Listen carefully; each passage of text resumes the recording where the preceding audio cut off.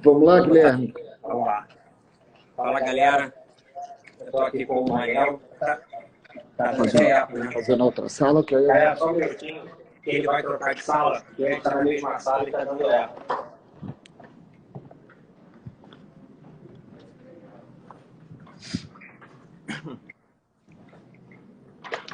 Bom, então, galera, tá indo para outra sala. Pô, o Manu é meu amigo de mercado, aí a gente se conhece, sei lá, 20 anos pelo menos, né? Conheci ele através de um grande amigo meu de mercado também, até um amigo de adolescência que trabalha no mercado, e eu conheci o Manu através. Ele operava, acho que era mercado de opções, né? Mas muito giro rápido, né? Ele, para mim, foi um dos traders assim, de giro mais rápido, melhores que eu conheci.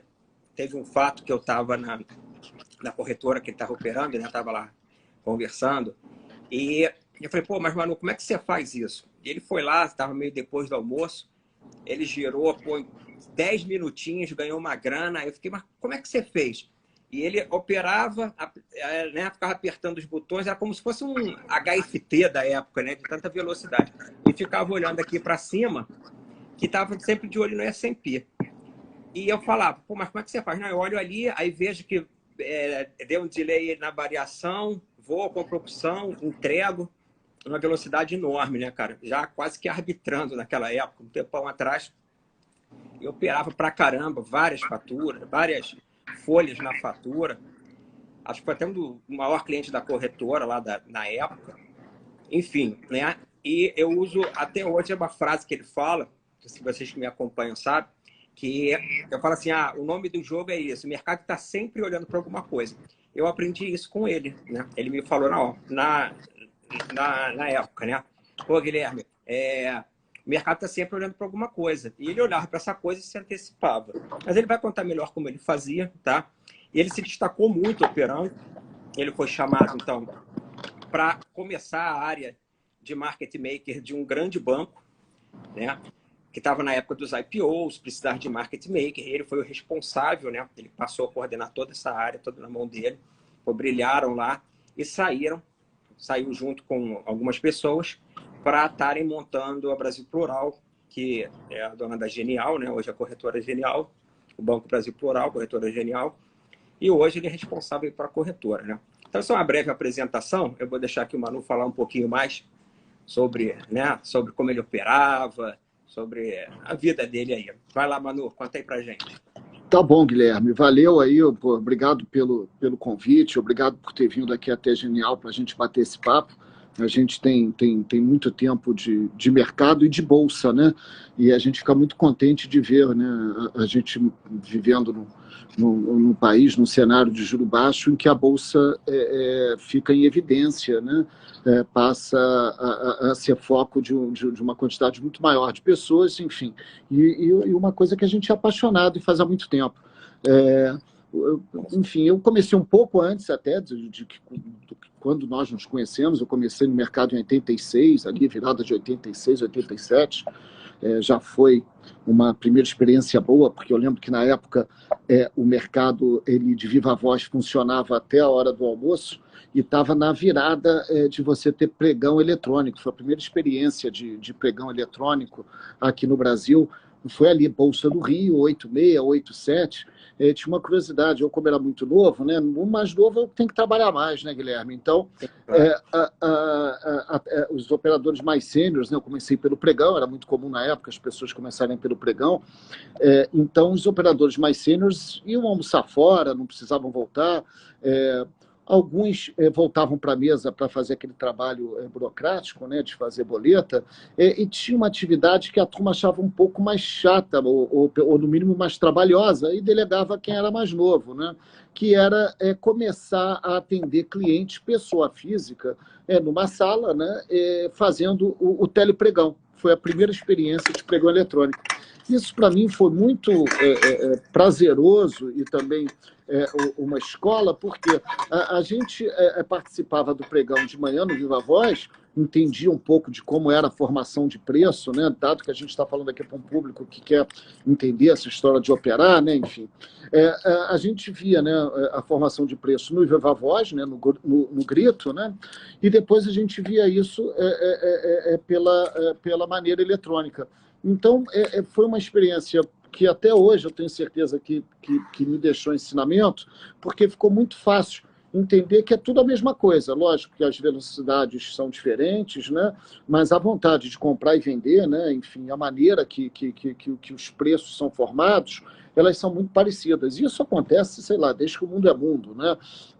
Mas, enfim, então ter vivido esses dois momentos me faz, apesar de ser um cara antigo, um dinossauro, ter podido surfar, vamos lá, desses dois ensinamentos. E aí, vindo para o que você falou, de eu ter operado muito, de eu ter ficado relativamente conhecido como um operador de curtíssimo prazo, né?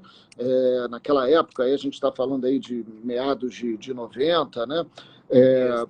As corretoras até disputarem, né? Caras assim que operavam muito, elas disputavam o ranking, né? As primeiras colocações no ranking. Então, elas tinham um apreço, né, pela posição, até para chamar outros tipos de operação, e a contraparte era uma devolução de corretagem muito alta, né? Enfim. Mas eu, antes disso, Guilherme, eu fui um cara até mais parecido com você. Você é um gestor de mão cheia, lembro de você operando pelo Fidúcia, você era um cara super admirado lá, né? O dono da Fidúcia era um cara que tinha sido, né, do banco que depois eu trabalhei, lá do Pactual e tal, enfim. Era uma turma de régua muito alta, né, de exigência muito alta, e você tinha o maior destaque lá, sempre na função de gestor, e um gestor ativo, né? Não é aquele gestor de compra e esquece, não. Mas eu, quando comecei lá atrás, eu gostava de visitar empresas, de ir em assembleias. Eu realmente pensava, né, eu gostava de bolsa, sei lá, com 14, 15 anos, eu comprei minha primeira ação, foi Samitre, era Mineração Trindade SA. Né? Então, eu pensava que eu ia ser um investidor, um poupador de buy and hold, de né, médio. Maru? Oi? Você achava que ia ser um buy and hold. Eu achava, né? Enfim. Aí virou um HFT, é isso, né? Aí virei um high frequency humano primeiro, né? Depois um pouco robotizado. Mas o porquê? A gente acaba sendo, né, Guilherme, um pouco resultado das nossas experiências, né? Não tem como fugir disso, né? E eu tive algumas experiências no princípio da minha carreira amargas. Eu tive posição, sei lá, em Supergasbras, Prometal. A Prometal, então, é típica. Ela tinha lá uma mina, a mina de Buritirama, que ficava... Era uma mineradora, né? Ela era detentora da mina de Buritirama, Manganês, ficava no Pará. Só aquilo valia muito mais que a empresa, né? Então, eu achava que estava comprando a maior moleza da minha vida. Então, eu ganhava dinheiro, salário, nem que fosse mesada, ou até... girando alguma coisa, eu já gostava, né, de aproveitar oportunidades de curtíssimo prazo, e alocava boa parte disso na Prometal. Até um belo dia que a mina foi tirada de dentro da empresa, a empresa faliu, aquela decepção, enfim. E aí, poxa, eu ganhava dinheiro no curto, para que eu estava cismando? Eu acho até que o mercado brasileiro era pouco maduro. Olha quantas empresas aqui a gente falou rapidamente que deixaram de existir. Algumas até porque foram recompradas e tal. Mas, enfim, eu realmente conseguia ter uma boa qualidade de vida e juntar dinheiro operando em curto, e não estava tendo boas experiências, e experiências até fundamentadas. Lógico, eu não vou discutir com o resultado, né? Primeiro, o trader não discute com o resultado, né? Quer dizer, se eu perdi dinheiro, eu errei. Mas, enfim, e dado que também eu tenho que ser pragmático, se eu perdia montando posição e ganhava no curto, vamos para o curto, né? Enfim. E até porque eu brinco também que o médio e longo prazo são somatórios do curto. Então, se o curto está me tratando bem, vamos seguir no curto, né? Então, foi assim que eu trilhei, né, tracei a minha carreira. Eu tive algumas decepções eu estava na época uma corretora bem moderna e tal, mas plano Collor, né? Aí fecha a corretora e tal. Só que eu ganhava meu dinheiro, subia, seguia a minha trilha assim, com pouca operação de seletiva, né, vamos chamar assim, de buy and hold, né, visando médio e longo prazo, mas me especializei nessa operação de curto, e me tratou muito bem.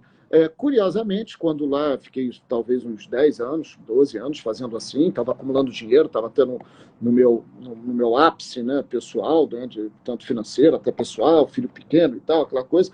Mas aonde eu Lula, senti Lula, falta... Oi? deixa eu só abrir um parênteses Por aqui. favor, por favor. Que o pessoal às vezes fala que não dá para ganhar dinheiro no day trade. Você vivia exclusivamente do day trade, não é Sim, isso? sim, sim, sim. Sim. A questão do day trade, o que eu percebo, né, enfim, hoje nós, né, tocamos aqui a corretora, trabalho com isso há muito tempo, o que eu posso apontar como o maior problema para quem quer fazer isso tudo passa pelo psicológico mesmo, né? É a questão das pessoas se convencerem muito rápido, né, que estão certas, né, e realizam um lucro muito rápido e demoram a se convencer quando estão erradas. Para mim, essa é a grande chave, é a grande diferença, Guilherme, entre quem ganha mais e quem perde mais. Até porque o gostoso, né, o legal do que nós fazemos, o legal até de ser trader, é que não existe o cara que só ganha e nem existe o que só perde, né? O maior perdedor ele também ganha, e às vezes na ponta contrária, né, do maior ganhador. Quer dizer, o mercado tá aberto para todo mundo. O que eu posso apontar com uma grande diferença, nesse caso, é até a humildade. É você, quando saber que está errado, né, é ser muito rápido quando para se estopar, é a tal da disciplina, que pode parecer clichê, chavão, mas, enfim, é assim mesmo, né? E você não se contentar com o primeiro lucro, né? É muito comum, né? Em mercado a gente tem ditado para tudo, né? Ah, não, o que cresce na mão é unha, tem que realizar, puxa, É foi unha olho e outra grande. coisa, né?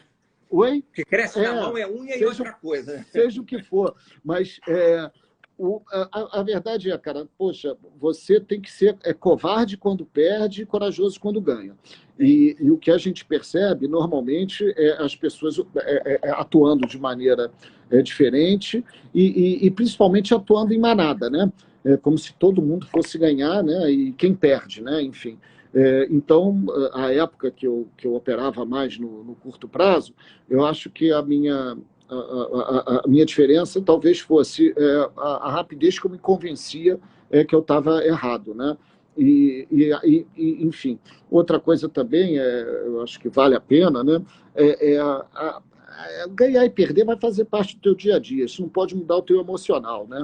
Enfim, né? Você vai conviver com lucro, com prejuízo, mas isso não pode mudar a tua rotina, não pode mudar o teu humor, não pode mudar a forma que você vai acordar dia seguinte ou vai dormir à noite, que vai pensar a sua operação. Realmente você aprende com erros. Talvez a gente aqui esteja falando para um público mais novo, começando a operar, não tem problema nenhum ganhar pouco, perder pouco, tem que começar dentro do tamanho que te dê conforto. Tem uma curva, sim, de aprendizado, né? Tem, poxa, mesmo para o mais experiente, não existe certeza, né? Toda boleta, você tem que lembrar sempre que a boleta que você tirar, alguém que operou contra você está pensando o inverso, né? Parece óbvio, né? Mas as pessoas têm tanta certeza, como se do outro lado tivesse um bobo. Não tem bobo nenhum. Ele está querendo exatamente a mesma coisa que você e possivelmente alguém também muito preparado, algum institucional muito forte. Quer dizer, então, respeitar cada boleta e saber que as suas chances são parecidas.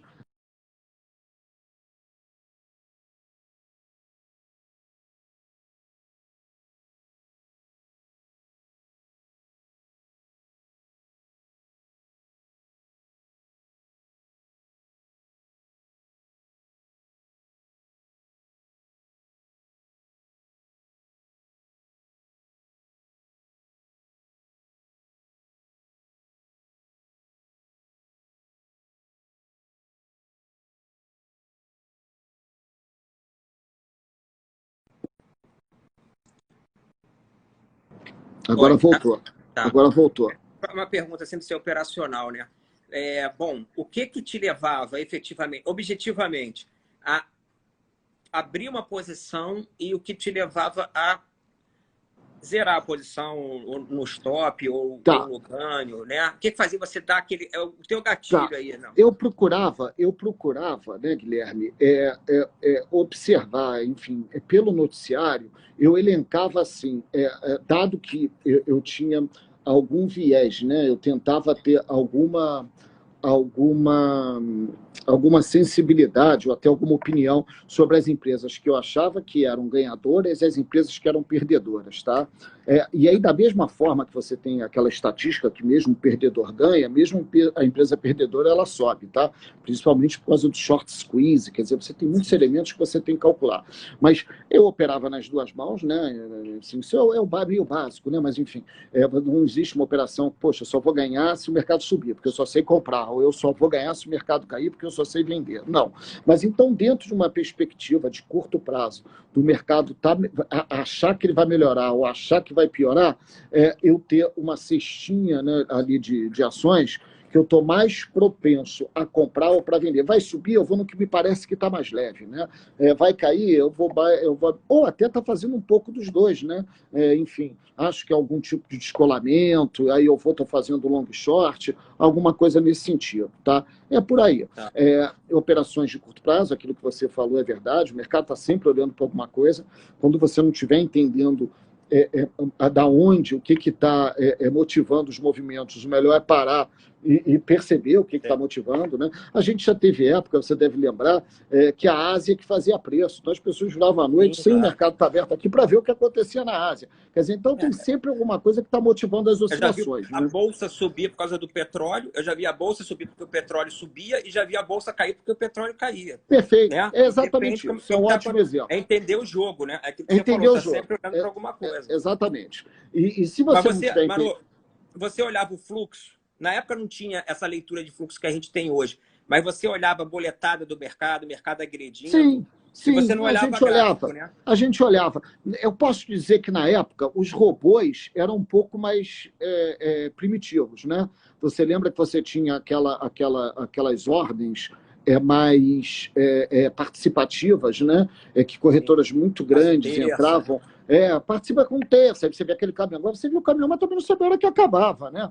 Então, quer dizer, às vezes a ordem acabava e entrava à venda. Quer dizer, parece mais fácil, mas fácil nunca foi, porque, poxa, o mercado é muito democrático, né? Não tem informação privilegiada, né? O mercado está em aberto para tudo, né? Mas, enfim, os robôs eram mais primitivos. Aí só posso também apontar uma diferença que eu vejo, Guilherme, de como vantagem, como tudo na vida tem vantagens e desvantagens. O robô mais primitivo, ele pode te dar alguma vantagem para você operar dentro da atuação do robô, né? Os robôs hoje os algoritmos hoje são muito mais bem feitos, né?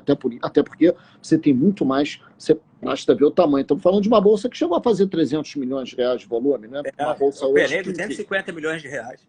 Perfeito. Ao passo que hoje, enfim, você tem realmente algoritmos do mundo todo. Por outro lado, isso ajuda muito que o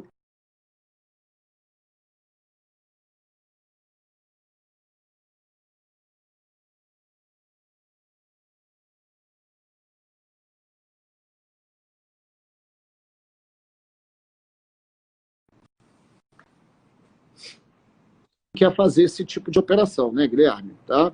Falando a sua tela, eu não sei se você ouviu tudo que eu falei. Eu não ouvi, Manu. Eu não ouvi. Se ficar travando, então eu repito. A questão... Oi, desculpa, eu não ouvi? Não, então se ficar travando, eu vou aí a gente faz aqui junto. Não, no meu é o seu que travou, o meu está tranquilo. O meu está tranquilo. Os robôs, né, antigamente, eles te davam mais, vamos lá, o insight da atuação. Né? Enfim, robô do mundo. O meu tá leve. Mas os robôs hoje, eles também propiciam um ambiente de liquidez tamanha que faz com que o teu custo de entrada seja muito baixo. Porque você paga muito pouco ágio, né, para comprar, muito pouco deságio para vender. Então, essa arbitragem hoje é muito mais... E isso é fundamental para quem quer girar, né? Você ter um preço justo, né? é muito mais colado entre compra e venda, quer dizer, enfim.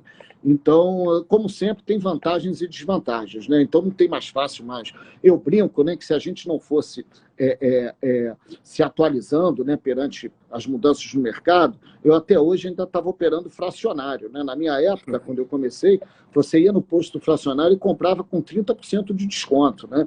Então, hoje o fracionário não deve sair com 0,30, né? Mas, enfim. Então, é sempre Fazia o lote e vendia, né? alguma roda. Oi? Preenchia o lote no fracionário, ia no lote padrão e se zerava, né? Exatamente. E era com 30% mesmo, quer dizer, enfim. Então, mas o mercado vai mudando, você vai percebendo, né? Onde ainda tem alguma. E hoje está. Mas o mercado está mais seco, tem menos gordura. Isso passa a ser benéfico, porque, enfim, o teu custo, né, de estar certo ou estar errado tá muito diluído, né? Ele é muito pequeno, né? É lógico que os volumes são maiores, né? Os arbitradores ganham mais com isso. Agora, né? Manu, eu vejo muito vocês na Pedra, que é genial, né? Trabalhando com robô, né? Nós temos muitos. Né? Nós somos uma casa muito tecnológica, né? Essa questão, apesar de termos, né, enfim, vamos lá, eu sou um dinossauro, né? Mas nós temos uma outra curiosidade aqui. Nós temos o Luiz Rezende, que é o nosso head de IT, ele foi o primeiro cara a trazer DNA para o mercado brasileiro. Pô. As ordens eram passadas por telefone, você lembra? Estou falando de 96, 97, e ele veio pelo BS, ele era o head de IT do BS, e aí ele foi o primeiro cara a desenvolver o DNA no mercado brasileiro. E ele é um cara também, né, enfim, com mais idade, mas, enfim, lógico, nós temos uma garotada, então nós temos uma corretora muito tecnológica. E talvez pelo background da turma, do Luiz, o meu e tal, nós sejamos uma casa de execução, principalmente. Então, quando você vê muita ordem, né, de algoritmo, né, robotizada, porque nós nos preocupamos muito isso da latência. Eu acho que é uma maneira de competir. Eu sei que você é judoca, né, você competiu muito tempo com isso. A gente procura das mesmas ferramentas, tanto para o institucional, por exemplo, quanto para o varejo. A gente não acha certo botar um cara no ringue de 60 quilos do lado e um cara de 130 do outro, tá? Então, poxa, se tiver o slippers, vai ter, porque o mercado oscila mesmo, às vezes, mas vai fugir para o institucional, às vezes local. A gente sempre fala em vantagens e desvantagens, né? A nossa bolsa aqui, né, é um monopólio, só tem uma, mas é o lugar onde você tem a melhor formação de preço. Os Estados Unidos eram 13, agora são 12 bolsas, né? Todo lugar você tem possibilidade de negociar o papel em mais de uma praça. Quem ganha com isso é o arbitrador, né? Aqui não, aqui o sujeito do home broker, né? A POC é o Suíça, da onde for, ele está operando igual. E se ele tiver uma corretora que promova, né, uma execução, como a gente faz em D64 e tal, o institucional, né, de alta frequência, ele tem a mesma velocidade que o varejo. Então é por isso que você vê tanta ordem que a nossa casa, na execução, ali nos robôs são vários clientes institucionais, por exemplo. Tem tudo, tem institucional, você sabe que essas ferramentas também hoje também operam já muitos algoritmos, principalmente o MetaTrader. O MetaTrader ele tem lá no próprio site do MetaTrader um acompanhamento da casa que é mais rápida. Aqui fica aparecendo até que é propaganda, mas a gente está falando um pouco de como é que a gente atua. Então, eu como trader, eu posso te falar, e isso é o que a gente tenta oferecer para o cliente. Cara, se não tiver a mesma velocidade, aí vira aquela história do mal comprado é o pior vendido, né? Então você cata coquinho para comprar, fica zangado, paga caro, aí do que cai você já está chateado, estopa. Quer dizer, então, enfim, vai ganhar e vai perder, mas com as mesmas condições de operação do mercado, tá? E eu estou falando disso que eu acho que é fundamental. Da mesma forma, eu estava te contando aquela história, né, que eu fiquei muito tempo operando para mim, e estava no meu... Por que eu saí? Por que eu acabei indo, né, para um banco? Não tem problema nenhum falar. O Pactual hoje é nosso concorrente, mas um banco de primeiríssima linha, né? Nós fomos Pactual, depois UBS, BTG, eu fui sócio do BTG, era responsável pela corretora lá. Era uma coisa que mesmo no Pactual a turma conversava muito, a gente fala aqui na Genial. Cara, tem uma hora que eu estava numa batida, quando você sabe como opera muito para você, quem te dá mais corretagem, mais devolução, você acaba... Aí quando você olha, você está operando através de um lugar que não te faz pensar. Você começa a limitar um pouco, né, o teu horizonte. Então, e aí eu tive essa chance de, pô, na época era o maior banco de investimento do Brasil, eu falei, eu vou aprender coisas novas, no pior das hipóteses eu vou voltar a fazer o que eu já faço e melhor, vou aprender com esses caras, né? Então isso é muito importante, é você se cercar de gente boa. Eu não estou falando só da corretora não, mas de grupos, e por isso que eu acho que claro. Eu na Asset senti isso, né? Eu lá, quando estava na Asset, eu senti isso. O pessoal ali tudo, mestrado, né? Os caras, análise fundamentalista, todo mundo estudando no final de semana, né? Perfeito. Até para o pessoal ver que você pode falar até um pouco mais da rotina de um banco. O pessoal acha que o mercado financeiro é sentar, trabalhar 2 horas. A gente trabalha pra caramba, né, cara? Você, então, não parou de trabalhar, né? Num grande Guilherme, banco. esse paralelo... empresa, né, cara? Esse paralelo que você puxa até no Asset, ele é exemplar para mim. Por quê? Veja você, você sabe que você, para operar numa casa que tem uma pesquisa, pelo teu asset, se você vai operar numa casa, numa corretora de desconto, você vai ter a devolução que você pedia. E Exatamente. você pagava muito mais caro para ter justamente acesso à troca. Não estou falando nem que o analista vai acertar ou vai errar. Ele tem que te ajudar a formatar a sua opinião. É simples assim. Tem alguém para falar. Tem alguém para falar sobre o petróleo. O cara tem. Nem que seja para fazer o inverso do que ele te indicou, né? Mas você tem que formatar a sua opinião. Ninguém está atrás de bizu. Você está atrás de alguém que te faça pensar, que você consiga formatar uma opinião, né? Enfim, tomar a sua decisão de investimento, né?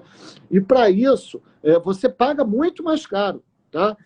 No caso aí eu falo das corretoras, hoje, aí você quando puxa para o varejo, né? Acho que todo mundo gosta de corretagem zero, tal, mas as diferenças hoje são muito pequenas para o cara não dar valor a essa troca, né? A poder ter acesso, enfim, a alguém que te faça pensar ou que te leve conteúdo, né? De novo, eu volto àquele assunto só. Pô, cara, você não sabe como eu gosto. Eu que sempre fui de bolsa, comecei em bolsa, né, 86, 80, aquela coisa. Cara, a gente viu o mercado hoje, todo mundo querendo falar de bolsa e gente como você, né, um monte de influência, a gente vê influência de tudo quanto é tipo, mas conhecendo o teu background, você quase não vai me ver em live. Eu faço com você porque eu acho que a gente precisa de caras como você mesmo no mercado, tá? Caras que estão aqui, enfim, para estar... da verdade, né? Para estar daqui a 50 anos. Ninguém está te vendendo. Eu acho que o mercado hoje tem uma conotação um pouco de sporting bet, né? E até para isso eu acho que é legal, é mais barato operar a bolsa, né, de acertar do que acertar. Você vai dizer que o Flamengo ganha, é só jogar Flamengo, mas não é isso. Mas, enfim, a comissão no sporting bet, eu acho que é entre 10% e 15%, né? Do arrecadado em cima disso. Apesar de eu estar no mercado e fazer trade, eu não jogo, cara. Eu só sei quanto é. Eu só sei quanto é, eu também não jogo, sei lá, mas enfim.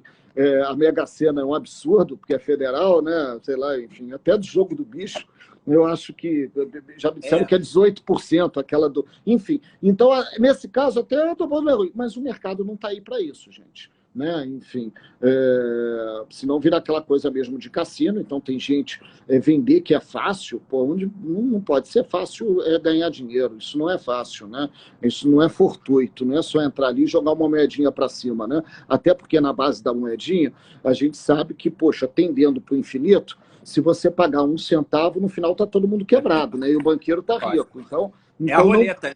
O jogo de roleta. Tem o zero. O zero é que garante a casa, né? É a roleta, exatamente. Agora, que tem oportunidade, tem. Até porque é um lugar onde se transaciona muito dinheiro e para esse dinheiro mudar de mão, ele permite, principalmente, que posições menores sejam ganhadoras através dessa mudança. E sem contar, e aí vamos falar de um estilo que é mais o seu, mas eu agora moro há 5 anos fora, né, Guilherme? E também uma das motivações para eu ir foi essa de aprender, tá? De mundo novo e tal, pô, mercado lá, para quem gosta. Então, pô, fala um pouquinho, Manu, o que você vê no mercado de Nova York, né, Estados Unidos, para o nosso mercado? Desculpa, eu não... Você está acompanhando de perto o mercado lá em Nova York e comparar um pouco com o nosso? Pode ser operacionalmente ou das corretoras, né, que você está tocando lá? Eu já falei aqui que em termos de formação de preço, nada se compara ao nosso. Tá? Vamos ver a vantagem, vamos ver a metade cheia do copo. A questão de todo mundo operar com as mesmas condições. Tá? Lógico, desde que você esteja... com a ferramenta correta, eu digo mesmo com a sua internet funcionando, então você opera igual. Você vai, quer dizer, isso não existe em lugar nenhum, tá? Então, isso é uma vantagem. Agora, a grande vantagem lá é o tamanho do mercado, né? Quando você... E a própria pujança da economia, né? Americana, principalmente. Quando você... Talvez, né? Enfim... quando a gente vê aquelas experiências de empresas fechando, da economia rateando toda hora, né?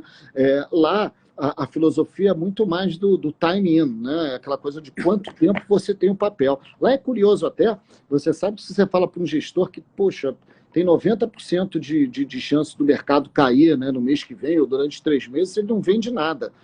Porque ele vai, sabe, ele vai acha perder preço, né? Daqui a 5, 10, 15, 20 anos o mercado vai subir. E a ideia, bem, sabe, a trajetória é essa. Realmente impressionante que o conservador lá tem 1/3 da posição em bolsa, né? Então, quer dizer, é um mercado muito mais com muito mais participação mesmo da sociedade, né? A poupança lá vai mesmo para mercado de capitais, e a quantidade de empresas. Mas a economia vai se provando isso, né? Que o que compra para longo prazo lá sai vencedor, né? Mas, Manu, e a nível de corretora, dessa parte, assim, você vê alguma diferença? Ou desses robôs, desses HFTs? Não sei se você acompanha os HFTs que operam lá, operam aqui. Né? Os maiores HFTs do mundo que estão lá estão aqui. São os mesmos clientes. São os mesmos clientes. Então, né? O cara que opera em Nova York está operando aqui também no HFT? Está operando. O mercado brasileiro hoje é grande o suficiente para os maiores HFTs americanos estarem operando aqui, tá? Isso aí é... E vocês atendem parte desses caras? Atendemos, eles estão aqui, tá? Até porque esse mercado, né? Mas aí o jogo também é velocidade, né? Lá eles operam mais bolsas, quer dizer, o mercado lá para eles é um mercado com mais possibilidades, né? A arbitragem lá, você tem, de novo, 12, eram 13, são 12, agora 12 bolsas, então você tem mais possibilidades, né? Tem um livro, Guilherme, é o Flash Boys, né? É imperdível. Aquilo ali, para quem gosta de mercado e execução, é uma coisa... Né? E é aquilo mesmo, né, Manu? É aquela velocidade de execução, né? É aquilo. E tem tradução para português, quer dizer, mesmo, poxa, né, quem está habituado a falar mais inglês, é muito mais prazeroso ler na própria língua, né? Então, quer dizer, eu li em português, mas e é um livro fininho, né? Quem gosta de mercado... E quem gosta de entender como funciona a formação de preço, a importância da velocidade, da latência, né? Estou falando de milésimos de segundo. O livro, inclusive, começa assim, né? Ele era, acho que do Canadá, o cara, né? Do Banco Canadense. Apertei para comprar, sumiu a venda, né? Sumiu tudo. Ele, o que é isso que some? E depois ele foi ver que o caminho de, sei lá, até a bolsa era muito longo no Cabo de Nova York. Exato. E os caras estavam dentro da bolsa de Nova York, com o servidor ali dentro. Inclusive, eu não sei essa parte aqui no Brasil, mas acredito que vocês tenham um pouco disso, né? Sim, tem. E é caro estar dentro do, né? Sim. Importar o caminho, né? Aqui hoje a melhor solução realmente é o D64, né? Fica em SP2 e tal, isso aí é melhor, é o que a gente oferece para os clientes. Principalmente por isso, cara. Se a gente aqui pode arbitrar alguma coisa, é arbitrar a mesma condição para todo mundo operar, né? Se vai ganhar ou perder, enfim, isso tem N fatores por trás. Mas como corretora... Tem que ser justo, né? É o que eu aprendi em 86, 87, cara, entendeu? É a mesma coisa, por isso que é a mesma coisa. Se a gente viu no pregão de Viva Voz, e a gente viu. E é um ringue mesmo, é um ringue. Está todo mundo se encontrando, você tem que ter igualdade de condições. Outra coisa, Manu, essa parte de execução que eu vejo muito, eu mesmo até me confundo, essa RLP, né? A galera ainda continua com dúvidas. O que você acha? Como é que é isso aí na tua visão? Você falou do RLP, foi isso? Do RLP? O RLP, cara, é muito curioso. Isso aí é público, tá? O que eu vou falar. Nós aqui éramos contra, né? Quando a Bolsa fez uma consulta pública, né, junto com o CVM, e nós éramos contra. Por que nós éramos contra? Dentro do que se praticava antes, até porque era irregular, né? A gente percebeu primeiro alguns clientes, né, oferecendo isso, e isso, Guilherme, era oferecido da seguinte forma: isso é meio técnico, pode até ficar meio, sei lá, enfadonho, mas é coisa rápida. O pessoal tem essa dúvida.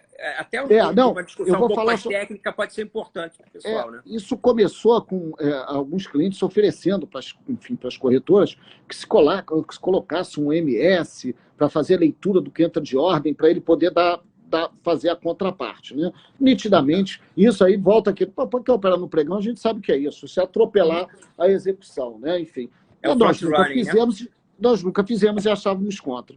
Teve gente que passou a fazer, corretoras que passaram a usar conta proprietária, ou mesmo abrir fundos para fazer, e até chamar isso como provedores de liquidez. Isso não é provedor de liquidez, porque a liquidez já existe. Isso até é ao contrário, isso é não atuar, a Bolsa chama, desculpe o anglicismo, mas a Bolsa chama de best execution, né? Aquela regra do best execution, né? De você fazer o melhor. Pô, o teu cliente está na pedra, é o melhor da fila, você entra depois atropelando ele, diretando, ao invés de ou bater ou tomar de outros clientes seus. Enfim, e eu era contra, a gente foi, né, textualmente contra foi uma audiência pública, né? Porque naquele modelo em que você atropelava as ordens, como se você ficasse atrás do arbusto esperando para dar o bote, né? A gente não achava justo isso e é mesmo, tá? A gente não achava correto, fomos contra. Aí o que mudou? Bolsa e CVM fizeram um trabalho espetacular a quatro mãos, que ela entendeu que você tendo esse ator, né, novo, né, enfim, promovendo a liquidez, mas para poder dar direta tem que estar na pedra. Você tem... Explica para o pessoal essa parte. O que é o estar na pedra? Explica para o pessoal. Quer diretar na compra, não tem problema, você tem que já estar comprando. Como é que você vai diretar? Sabe por quê, Manu? O pessoal às vezes não tem esse linguajar que a gente tem de mercado. Inclusive eu, às vezes, dando aula, eu falo, o cara está no Scora, virou pagão. O pessoal tem vamos lá. O algoritmo funcionaria bem didático. Então, o algoritmo funcionaria da seguinte maneira, né? Você tem 5 mil lotes na compra e 5 na venda, estão tomando tudo na venda. Alguém entra vendendo, o algoritmo está de fora, ele percebe que isso é uma chance boa de comprar, ele direta na compra e já bota vendendo, porque tem muito mais chance dele vender melhor, porque é o preço que ele está cheio de lastro para ele se zerar pelo menos empatando, perfeito? Tá?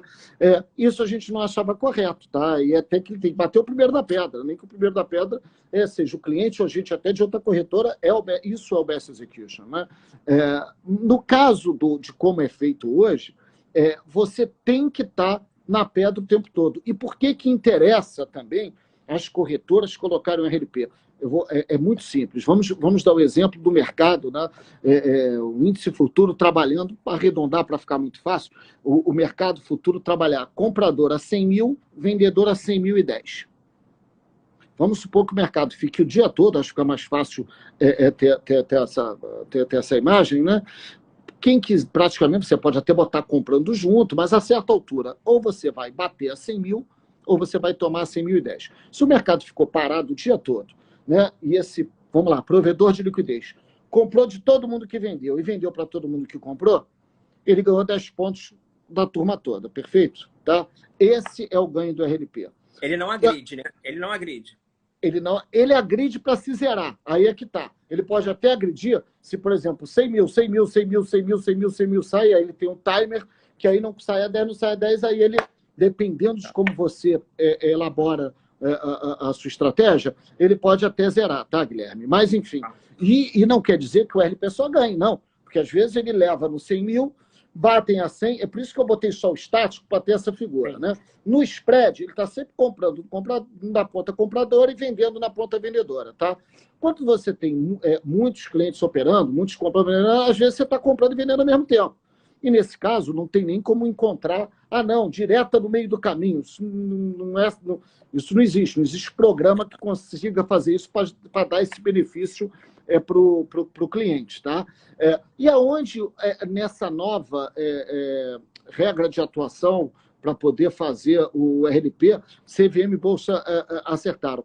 Que as corretoras, sendo obrigadas a participar para poderem diretar, ela está melhorando o spread. Por quê? Vamos supor que já saiu a 100 mil, mas o spread agora é 99.990, a corretora ainda está pagando 100 mil. Então, ela ajuda a inibir ou reprimir os slippers, porque ela está também participando, tá?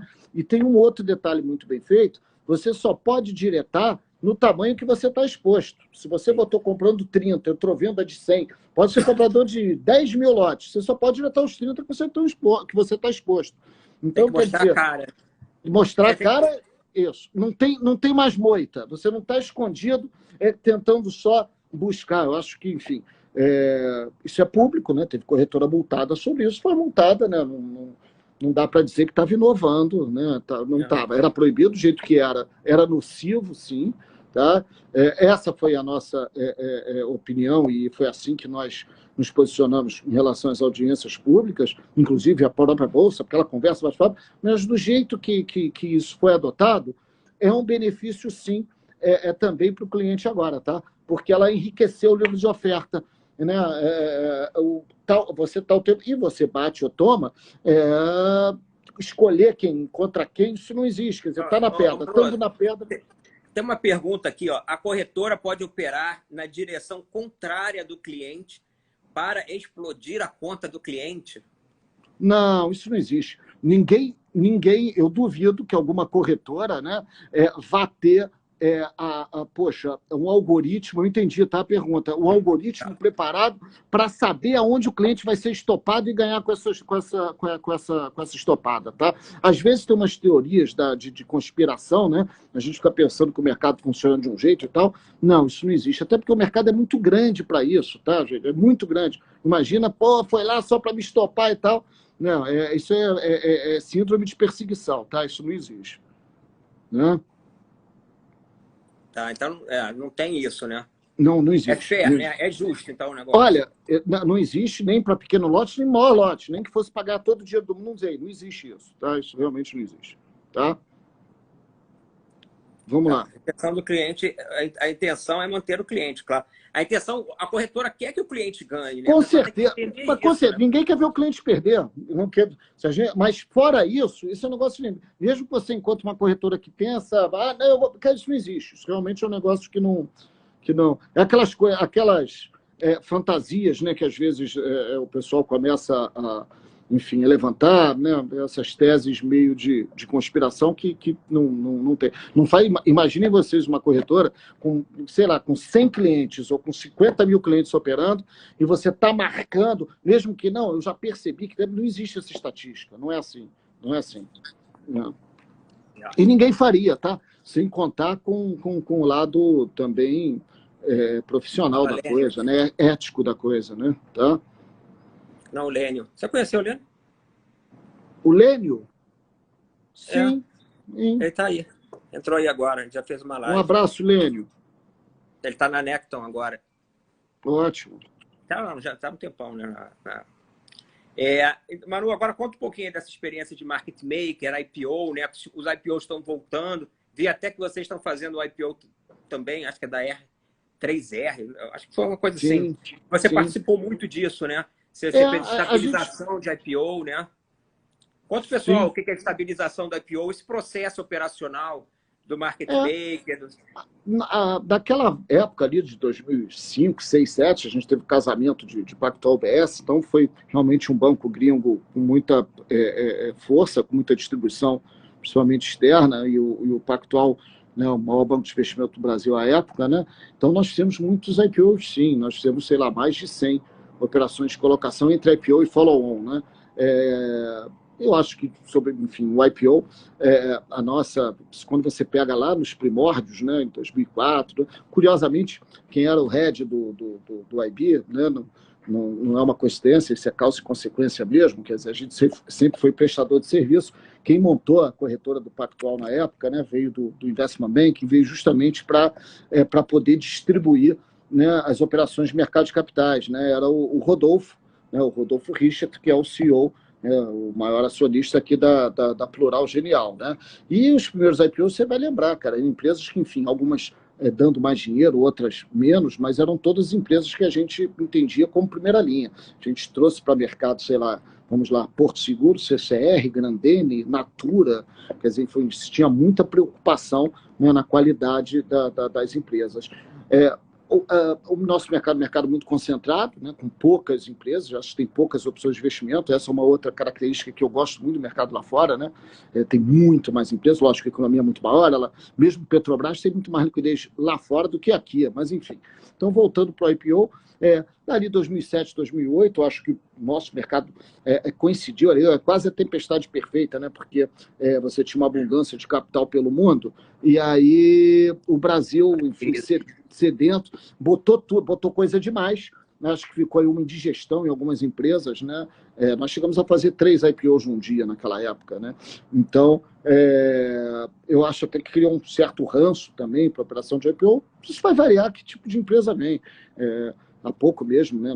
A gente viu a demanda por pets, quer dizer, empresa espetacular, nós nem participamos, quer dizer, mas enfim.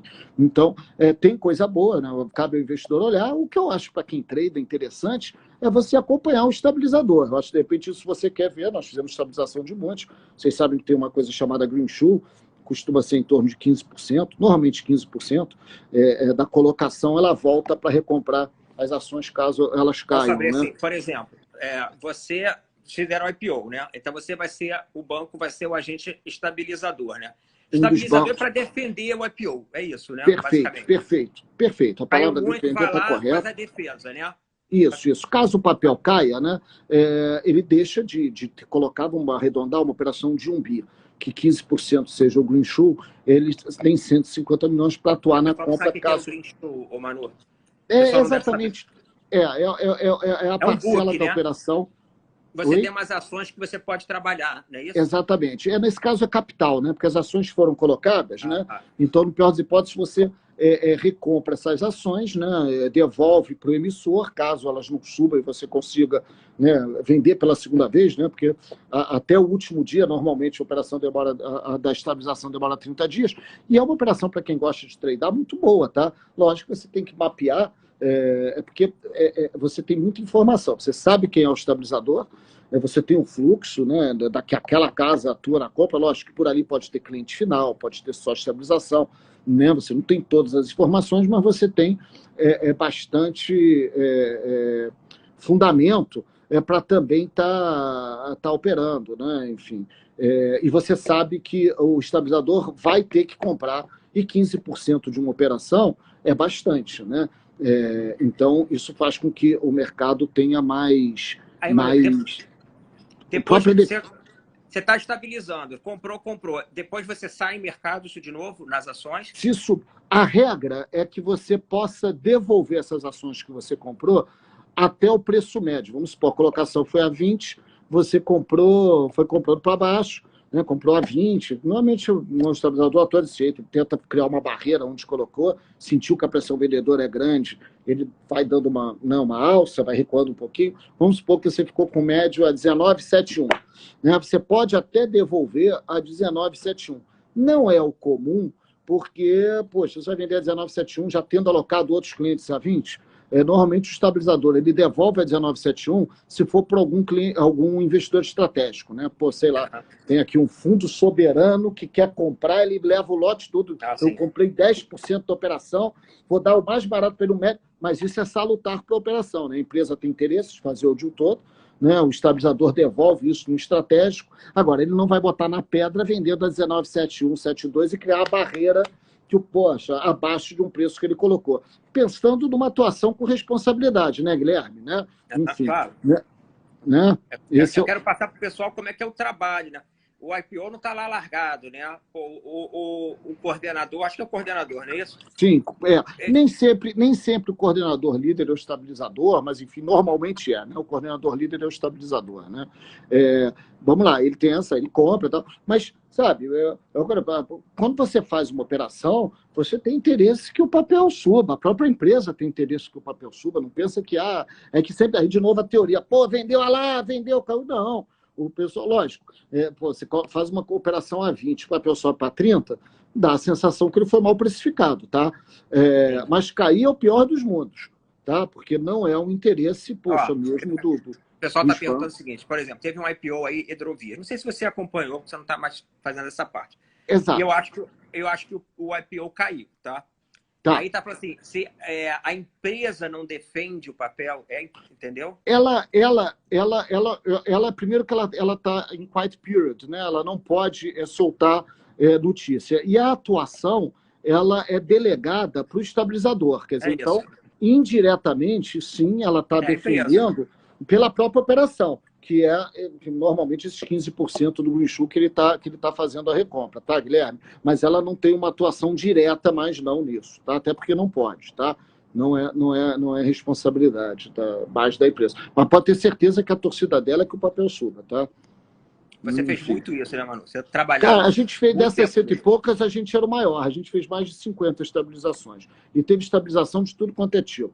Teve estabilização de papel que chegou a subir 30% e depois caiu, e a gente conseguiu devolver depois que subiu. Teve de tudo. Até porque um mês, né? A gente chegou a fazer na crise de 2008, tá isso, tudo é público. Né? Nós tínhamos algumas operações colocadas, tá? A gente até brincava que a gente era o maior sorte do mercado, né? Porque se você tem esse...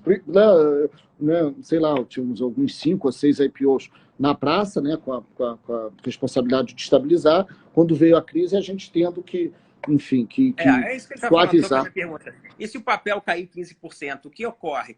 O agente estabilizador vai tentar, de alguma forma, estabilizar o preço. Ele vai, tem uma mas ele grana pode para ser... fazer isso, né? Mas ele pode ser atropelado, né? Ele pode realmente ser Explica aí atropelado, para a não tem galera. jeito. Não tem, né? Enfim. Você não evita, né? Você não tem como. O mercado sai amassando da crise de 2008, ia defender o quê? O mundo acabando, não tem como defender. Exato. Né? Agora, enfim, é assim que funciona, né? Eu acho que se tiverem algumas perguntas, como for, mas enfim, é assim, né? Enfim. E lógico, essa diferença, para deixar claro, normalmente vai para o pool. Você coloca a 20, comprou a 19,71, né? Enfim, para quem fica, né? A gente falou em ficar short, day trade, normalmente isso volta para o pool dos bancos responsáveis pela operação. Volta para o banco, essa ação volta para o banco? A ação volta para a empresa, volta para o emissor, né? Ele deixa de emitir, você tem uma diferença de preço. Você tem sim, né, um day trade, mas isso volta para um pool inteiro, quer dizer, então acaba que não é nenhum resultado que compense você ser omisso na tua responsabilidade, entendeu? Tá? Imaginar que 6 bancos atuaram na operação, um representa, um estabilizador, ele faz, mas na hora o normal, a praxe é que se divida isso sobre o pool e tal. Quer dizer, a dor de cabeça é maior do que quando se faz uma operação, pode ter certeza que os bancos todos envolvidos, né? Até porque os clientes, a empresa também prefere que suba, né? E os próprios clientes, você está no dia a dia. Quando eu trabalhei no fundo, o coordenador apresenta, leva a empresa, né? Faz o roadshow, apresenta a empresa. É um trabalho de vendas, e aí o investidor entra e ele tomar um chumbo, né? Ruim, né? Você chegar lá, vou pegar... Imagina, você cobrava dele, você me vendeu, né? E o papel caiu e tal. Enfim, não é assim que a indústria funciona, né? Essa indústria, ela funciona melhor em bolsa em alta. Acabei de ver que depois do carnaval a bolsa caiu de 108 para 100 mil. Aí não tem quem defenda nada. Não, e possivelmente foi tentado. A gente sabe que, enfim, quem tem posição... Agora, né? Mas quem tem posição sempre tenta, né? Quando tem um movimento muito... agudo, você sabe que sempre os gestores tentam até acomodar mais posições, defender um pouco, que não deu para defender melhor do que 61 mil, né? Mas alguma defesa sempre tem. Né? O que acontece? O estabilizador, né, o cara que está fazendo isso, ele quer fazer um trabalho excepcional. Por quê? Porque ele quer fazer vários trabalhos desses, né? Quando você trabalha bem, você ganha cliente para fazer outros e outros e outros. Perfeito. Ele não quer, né? Essa operação, né, principalmente de IPO, de colocação e tal, as duas pontas envolvidas são muito fortes, e a terceira, ela é frágil dentro da corretora, né? A corretora, ela é prestadora de serviço, então ela quer estar bem com a empresa e bem com os clientes. Sei lá, ela colocou 100 clientes institucionais mais um caminhão de varejo. Ela quer que a operação seja um sucesso. Não tem essa terceira de mesa proprietária. Não existe. Você não está operando contra a operação, entendeu? Tá? A pessoa está falando, vou puxar duas aqui para você, duas perguntas. A Demil, que é uma empresa, caiu 12% no primeiro dia. A estabilização não foi feita corretamente? É muito difícil avaliar isso, porque você tem que avaliar o tamanho, né, negociado, e o quanto que que o estabilizador usou. É aquela história, ele pode ter sido atropelado. Imagine ele ter 15% para comprar ao longo dos 30 dias e no primeiro dia ele já ter levado 8, 9, 10% do que ele tem para comprar.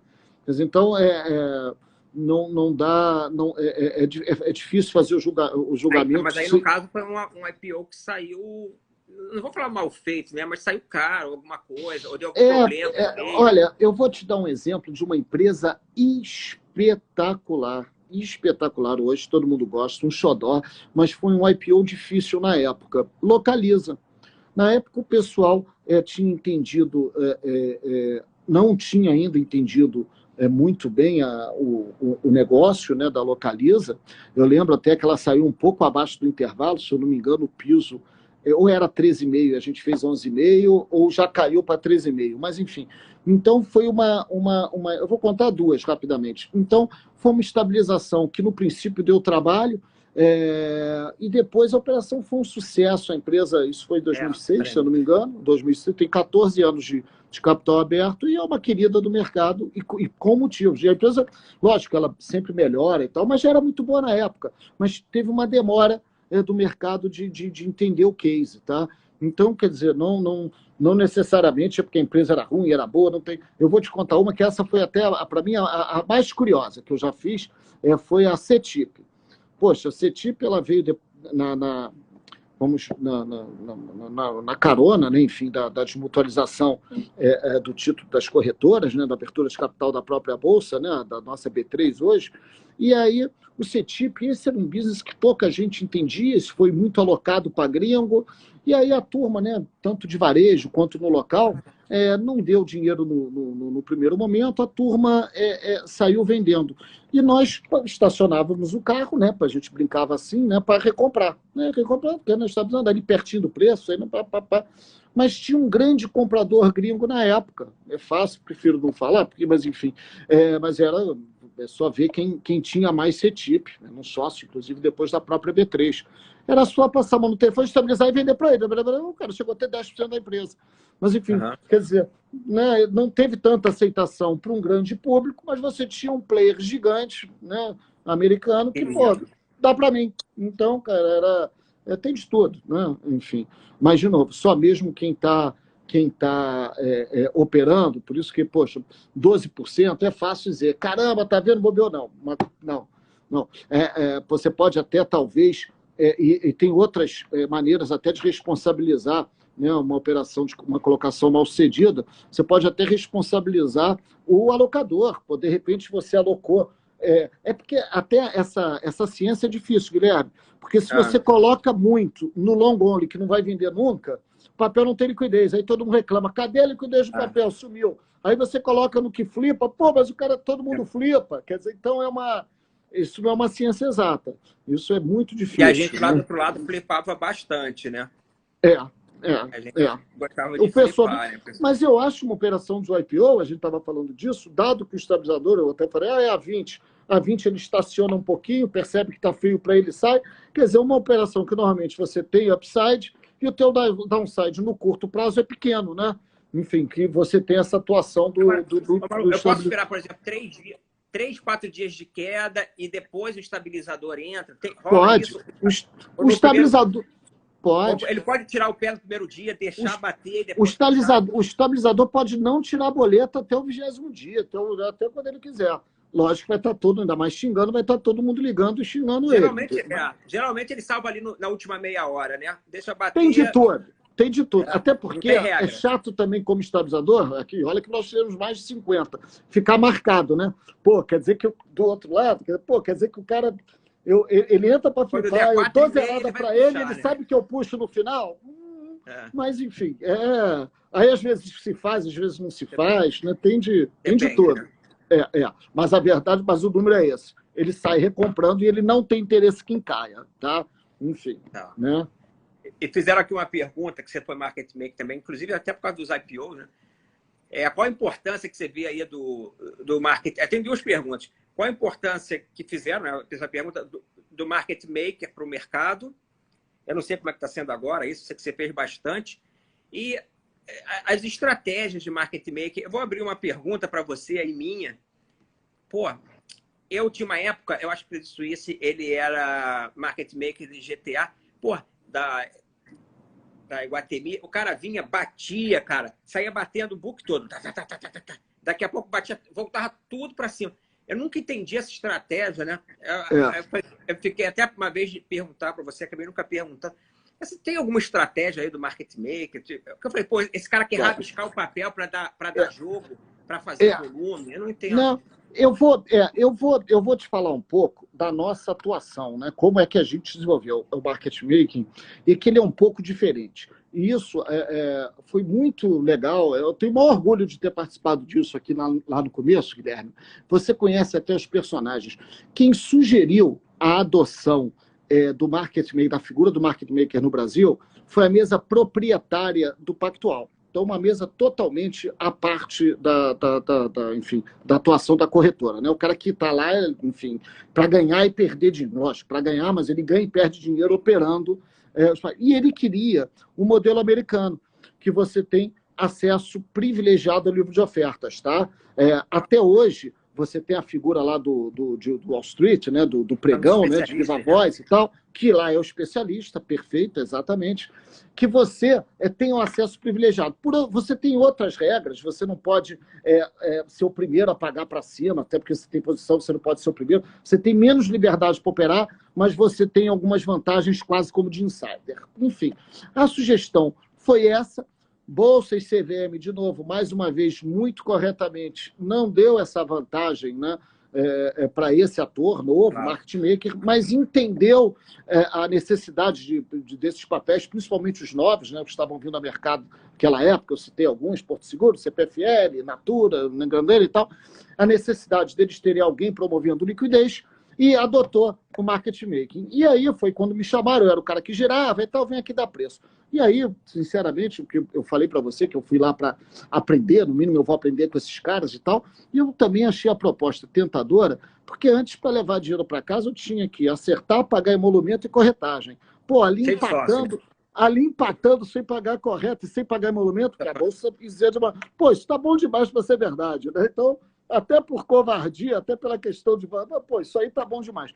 Mas aí o que eu fiz também? Ficou muito fácil lá no Pactual, na época, a gente entender que se esse produto, na tesouraria, né, eles não quiseram esquentar, porque isso não daria um livro interessante, uma receita interessante para sustentar uma tesouraria ganhadora como aquela, a vestimenta desse produto na corretora era outra. Aí sim volta aquilo, estar perto da empresa e estar perto do investidor final.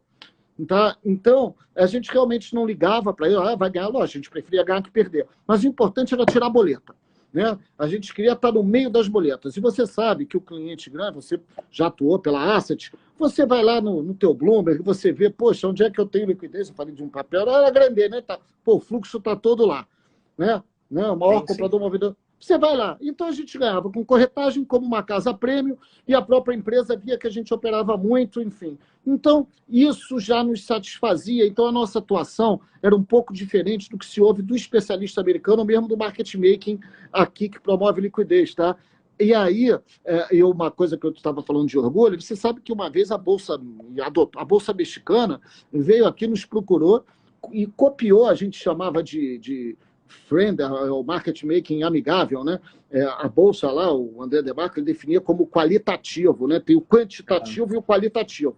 Então, como o nosso tinha uma troca com a empresa, né? Puxa, por que caiu se o setor todo subiu e a bolsa subiu, né? Tentar entender os movimentos e casar esses fluxos. Então, o nosso, ele era um pouco longe, lógico, se ganhasse dinheiro operando era melhor, mas os benefícios colaterais falavam mais alto, que era estar perto da empresa e perto dos clientes, tá, Guilherme? Então era esse o modelo. De novo, o México veio aqui coladinho ali nos Estados Unidos e tal, e copiou o nosso modelo. Veio a turma toda lá, enfim, de produtos da Bolsa do México, ele lançou o market making, mas baseado nesse market making amigável. E com a formação de preço, era colocar a oferta comprando e vendendo, enfim, está girando, né? Enfim, dando liquidez. Às vezes isso mistura com facilitation, né? Porque o cliente estiver na pedra para um lote menor, mas aí quer vender mais, aí você toma, mas já liga para outro cliente que também tem interesse, enfim. Mas fazendo o jogo mais de corretagem do que o jogo de proprietária, tá? Hoje, como é que isso funciona? A Bolsa adotou também programa que ela convida, né? Ela convida ou convoca, enfim, ela também dá essa vantagem da isenção de emolumentos ou emolumentos mais baixos para alguns clientes, principalmente os de alta frequência. Então, hoje você tem nos livros de oferta, tanto market making, nós somos de alguns papéis e tal, mas tanto market making quantitativo quanto qualitativo, tá? Então, por isso que essa bolsa é tão líquida. Faz muito bem para a bolsa tá, ter os dois, faz muito bem para o mercado, para o cliente, para o investidor, ele ver um livro mais rico, né? A gente chama isso de profundidade de liquidez, né, Guilherme? Então, um papel com mais profundidade. Hoje a aula eu falei um pouco disso, né? Na aula lá que deu o pessoal, era a aula de book, né? Aí tem o livro por profundidade, né? Perfeito. Então, imaginar que você tem o market maker quantitativo, né? Que são os alta-frequências, que aí só querem ganhar dinheiro, mas com o qualitativo, que está preocupado com alguma distorção de preço e tal, enfim. A combinação deles, acho que faz o ambiente, o livro de ofertas, um livro melhor para você operar, né? Tá? Agora, enfim. O market maker pode cancelar a ordem, por exemplo, 10 com 20, está vendo que está saindo a 11. Não, ele pode botar vendendo, ele pode botar vendendo a 10 e comprar a bola, tá? A bolsa te dá uma prerrogativa de quando você percebe que tem algum evento especial, ligar para lá e pedir o cancelamento. Sei lá, nós 16 anos fazendo isso nunca pedíamos, porque é um compromisso que a gente tem com o investidor. O cara não pode tirar da pedra? O mercado vai oscilando, ele não pode tirar. Não, ele pode estar sempre ajustando o livro, né? Levei o primeiro spread a 5,80, botei vendendo a 5,90 e comprando a 5,70, 60. Levei, botei, enfim. Aí você vai trabalhando. Mas aí, fica o médio, o cara acaba fazendo o médio disso? Por isso que o market making acaba se parecendo um pouco com a atuação do high frequency mesmo. Movimentos unidirecionais, muito violentos, machucam o market making. Mas aí, quando você pega, acaba se parecendo tanto com a alta frequência quanto a RLP. Poxa, imagina um movimento que você fez 5,70 com 5,80, um monte de gente saiu pagando e tomando, batendo e tomando de você. Você está ali e aí ganha dinheiro, entendeu? Tá? O dia ideal de... Né? Oi? Eu vejo, por exemplo, tem uma ordem que está todo dia no book há anos, que é no 6.500 na compra e na venda, 7.500 lá na Uzi Minas, do BS. Porque você...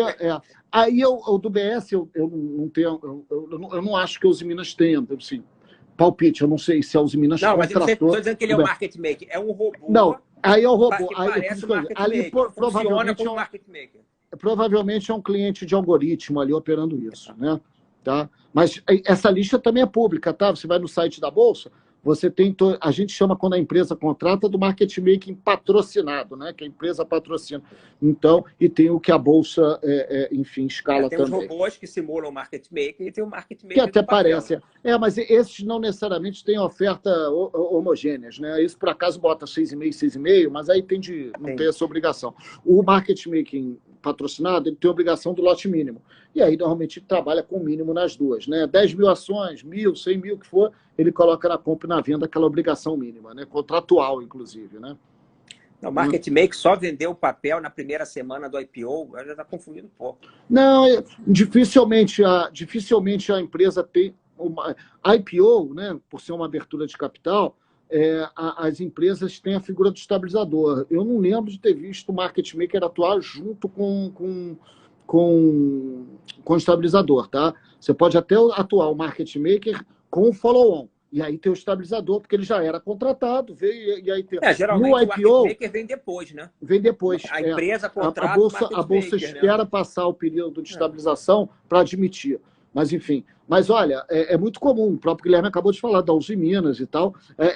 Pareceu o market making. Eu pego todos. Esse é o que eu gravei. Porque essa coisa do algoritmo, né? Fica uma operação que fica meio padronizada, você tende a achar que é market maker, entendeu? Né? Mas, enfim, não é. Ele nem acho que nem é o market maker do papel. Vocês têm muito na pedra, eu vejo muito a Genial. Nós temos muitos clientes de alta frequência. Venda, com lote eu posso falar uma coisa, tá? Pô, amanhã tem um cliente que vem em testes e tal, que vai estrear conosco amanhã, pô, um cara da Índia, cara. Então você vê, você sabe que os indianos têm essa fama de serem muito bons matemáticos, né? Então, essa turma é muito forte nessa montagem de algoritmo, sim, né? entendeu? Aqui, o Didi, você sabe que é o Didi? Ele está lá na Terra. Sim. Ele está perguntando o seguinte, ele quer comprar um lote do papel que tem o market maker. Esse market maker, ele pode dar liquidez para esse lote? Casar o lote? Pode. Mas aí é um market making que vira mais de cara de facilitation, tá? Que também é uma outra função de uma corretora de ponta, né? O cliente. Isso é até muito comum lá fora, né? Os grandes clientes, eles operam tanto que a corretora ele tem um limite de perder, fica ali entre 15% e 20%, né? Do resultado que ele deixa com você no ano, você pode devolver para ele em prejuízos operacionais para poder cumprir essa função do facilitation, tá bom? Tá? Isso pode sair tanto da conta, isso sim é o facilitation de verdade, tá? Essa é a razão da criação dessa conta facilitation. E aí, se você for market making, as figuras se confundem do facilitation pelo market making, mas isso tem mais cara de facilitation. Eu achei essa pergunta ótima há pouco aqui, eu vi o programa de recompra, né? Eu achei muito legal, porque a crítica que eu tenho ao programa de recompra é o acompanhamento que ela é feita, tá? Uma vez eu visitei a Bolsa da Argentina, nós chegamos até a fazer um market making para uma empresa argentina. A gente tinha, né, enfim, a vontade, né, da Bolsa Brasileira ser meio uma Bolsa das Américas, né? Então a gente queria trazer BDRs aqui, agora, enfim, é outro mecanismo, né, de investimento muito interessante, você vai ter acesso a empresas bem grandes, mas a gente achava que o BDR podia funcionar também trazendo as empresas da América Latina, né? Então nós pegamos uma da Argentina, a gente tinha feito alguns IPOs também, que tinham ligação com essa empresa e tal, enfim. E aí trouxemos para cá. E aí visitei a Bolsa da Argentina, né? Quando uma empresa anuncia recompra de ações lá, ela já tem que revelar para os órgãos reguladores, né, a posição que ela está fazendo. Quer dizer, não pode ser bravata, né? Não que aqui todas façam, que isso aconteça, mas a gente percebe que às vezes a empresa anuncia, né, para dar essa sensação, né, que o mercado, que o preço está bom, estaria convidativo, e, enfim, e quando você vê a atuação depois, que aí, enfim, depois ela tem que mostrar o quanto que entrou, normalmente isso, eu acho que você vai para as ações em tesouraria, né, e aí não teve uma atuação. Quer dizer, a empresa, quando anuncia recompra, porque ela acha que o melhor investimento que ela faz, né, com capital, não é possivelmente de aquisição de uma concorrente ou investir no próprio negócio, naquela altura investir na própria ação, trazer isso para dentro da tesouraria, né? Então, quando ela anuncia... Também, né? Sinalização. É uma sinalização para o mercado.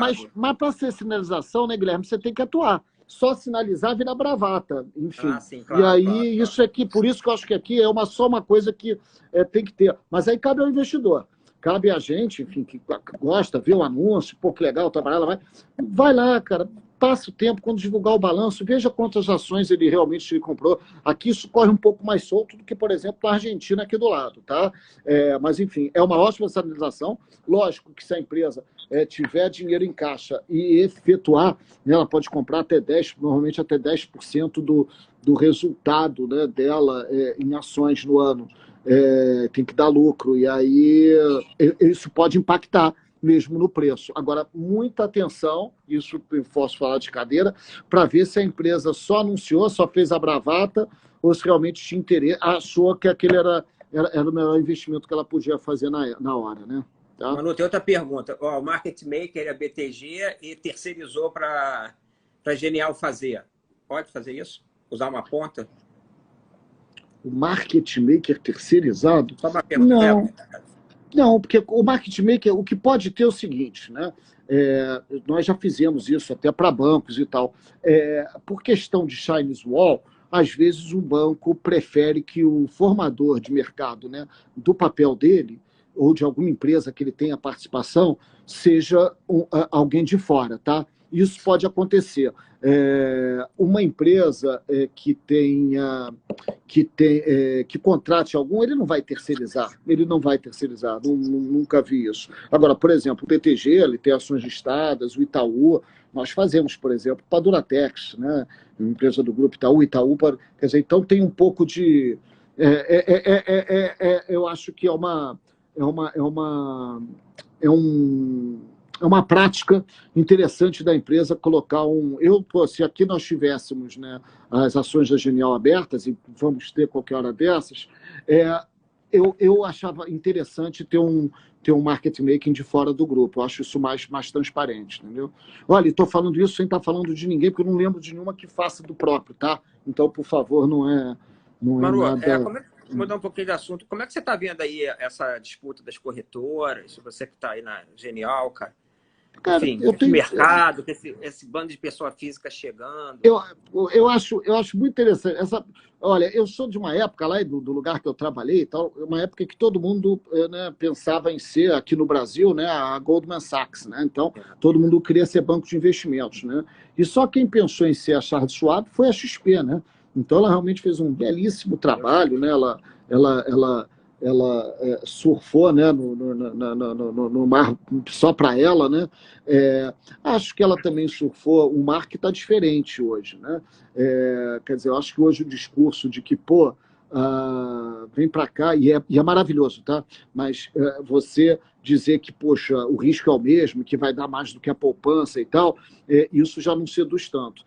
Hoje o mercado é um mercado de bolsa, então eu acho que isso muda um pouco o tabuleiro, tá, Guilherme? Né? Então, eu acho que corretoras que têm mais esse vínculo, mas estou sim falando do caso da Genial, estou sim falando, enfim, falei de corretora que tem mais histórico em bolsa. Eu acho maravilhoso o trabalho, enfim, a gente está falando da XP, dos escritórios, mas eu acho principalmente os escritórios principalmente para não falar das corretoras, né, mas principalmente dos escritórios, um pouco sentado, né? Você imagina, né, a turma como autônomo, né, vendo só o estoque aumentar, né, você não ser cobrado, a gente sabe o quanto que é difícil vender bolsa, né? Aquela coisa de, porra, oscila, perde dinheiro, ganha dinheiro, né?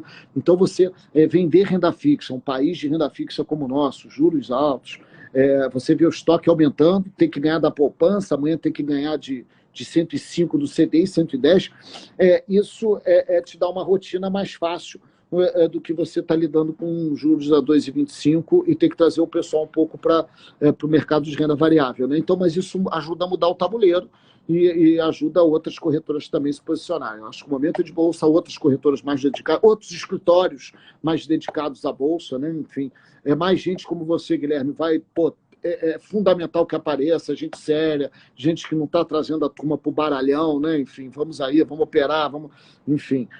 De novo, e mesmo como cassino é mais barato, né? Já vai mais. Enfim, não é isso que a gente quer, né, cara? Por isso que eu atendi, pô, opera pouco, cara, quer até aprender, né? Tem espaço sim para day trade, tem espaço para operações de curto prazo, mas principalmente, cara, é covarde quando perde, corajoso quando ganha, e opera pequeno, pô, porque tem uma curva de aprendizado sim. Né? Mas, enfim. Me fizeram aqui uma pergunta dos HFTs, né? Por exemplo, eu sou o cliente, eu sou o fundo, tá? Eu trago o meu robô e boto para vocês executarem, né? Não sei como é que funciona isso. Ou vocês têm uma modelagem e vendem, olha, tem um sistema assim que é não, operar. Essa modelagem, a pergunta é ótima, essa modelagem de um cliente de alta frequência, né? A gente falou dos matemáticos e tal, isso aí é tão a ferro e fogo que normalmente a programação é dividida em vários programadores, tá? Então, isso aí é a alma do negócio, tá? Então, já vem pro lógico, a gente tem também a nossa programação, mas quando a gente está falando... Eu sou um fundo. Eu quero um algoritmo. Você pode me oferecer um algoritmo? Posso. Tem algoritmos, mas esses algoritmos que a gente está falando dos maiores do mundo e tal, eles dividem a programação em várias. Um não conhece o outro, é assim. Agora, aí falando no papel da corretora, aí aquilo que eu falei para você de execução, Guilherme, todos eles rodam em DBA4, colocation, né, que é exatamente o que a gente oferece para o cliente de varejo. Tá? Então, em relação à latência, ela é igual. Em relação à estratégia, enfim, o investimento parte do próprio investidor, né? Do próprio cliente. Né? Então, até tem o nosso. A gente tem o MetaTrader é um que desenvolve, tá? A gente tem outras plataformas, nós temos o GTrader, que aí sim é desenvolvimento interno, temos a Nelógica, que é espetacular, mas enfim, Lógico, cada uma é tape reading, a outra desenvolve algoritmo, tem algumas coisas, mas falando dos grandes, como eu falei amanhã, do indiano que estreia, esses, ou os maiores do mundo que estão aí, mesmo lá dentro, isso é muito dividido, não tem um programador, tá? Agora, essa parte dos robôs, eu não sei se você sabe me dizer, dos HFTs, a maior participação é de investidor estrangeiro ou tem muito nacional? Tem um local muito grande, já bem antigo. Mas o resto... Oi? Fundo, você está dizendo? Tem um fundo, ele tá por trás, enfim, tem um fundo por trás, né, uma estratégia que já roda há muito tempo, muito ganhadora, local, e as outras contas todas grandes são gringas, aí a gente está falando de... Nos HFTs, né? Os HFTs, aí estamos falando principalmente de clientes em Chicago, estamos falando mesmo em Nova York, Londres, aí começa, só para falar em países, Rússia, Índia, você tem algumas coisas, aí tem enfim... É a turma que você conhece, né? Assim, isso que a gente lê no livro, isso que a gente lê no Então, aqui no Brasil ainda tem muito para evoluir as estratégias de HFTs, né? Cara, eu vou te falar que de HFT até hoje em dia sempre tem gente para entrar, mas os maiores já estão aqui. Se você for pegar 5 anos... investidor brasileiro, né? Nacional. O brasileiro sim. O brasileiro sim. É que o pessoal faz um pouco de confusão do HFT sim, mas principalmente do quântico, tá? Do quântico, né? O quântico é que eu acho que tem muito nacional, nacional, que quase não tem, né? Enfim, tem Dá um exemplo aí de uma estratégia quântica aí para a galera. Eu gosto muito do Seival, eu adoro o Seival. O Seival, ele fica em Porto Alegre, é um cara que a vida toda operou assim. Vocês vão ver, ele é muito interessante a maneira que ele vende o fundo dele, que ele diz que o fundo dele é justamente até um hedge aos outros, porque ele não tem mercado ruim, é um mercado bom. O mercado ruim para ele é um mercado que finge que sobe, finge que cai, que não vai lugar nenhum, ele está o tempo todo dando cabeçada, né? Mas ele surfa o movimento todo quando tem uma oscilação maior, né? mais de tendência, né? E ele opera, todos os ativos. Eu adoro. E aí sim, esse é um pouco diferente do high frequency, né? O high frequency é o cara que está brigando lá do milésimo, né, do segundo. Esse é o cara do quântico, né? Rompeu uma média, afastou da média, seria isso? É isso, mas enfim, carregando estatística de décadas, né? Enfim. Sim, mas o curioso é que o mote dentro desses fundos vem um pouco daquilo, né? Mas, trocando em miúdos, né? Aquela história do covarde quando perde, né? Por isso que dá muita cabeçada, né? Mas só perder 0. E quando vai, aí ele então, essa é uma coisa legal para falar para o pessoal, porque aqui no Instagram, não sei se você acompanha direito, talvez não, o pessoal posta muito, ganhei 99% das vezes. Sem brincadeira, Manu. É esse o número que os caras botam, 99. 95% dá certo. E você vê muito cara ganhar dinheiro perdendo muito mais vezes do que ganhando, mas ganhando muito mais quando ganha, né? Eu vou contar para vocês, então, uma história rapidinha, numa entrevista que eu li, cara, já deve ter, sei lá, mais de 20 anos, a gente nunca mais ouviu falar o maior sócio do Opportunity, o Daniel Dantas, né? E ele era um trader, né, ali na década de 90, muito forte, né? Se eu não me engano, foi uma entrevista para o Jornal do Brasil na época. Era uma jornalista, ela foi muito feliz nas perguntas. Aí primeiro perguntou para ele como é que era conviver com essa história de ganhar e perder dinheiro, né? No trading, né? Enfim, que profissão como é que é isso, né? Aí ele falou, olha, isso é igual você ter uma seguradora, né? Um dia rouba um carro, você vai lá e paga o sinistro. O que vale é a média, né? Então, realmente, o que vale é a média. Então, todo mundo vem daqui, todo mundo ganha, todo mundo perde, enfim, é você ter uma disciplina. E ele complementa isso com a história do que você não pode deixar o sheik árabe entrar no teu cassino.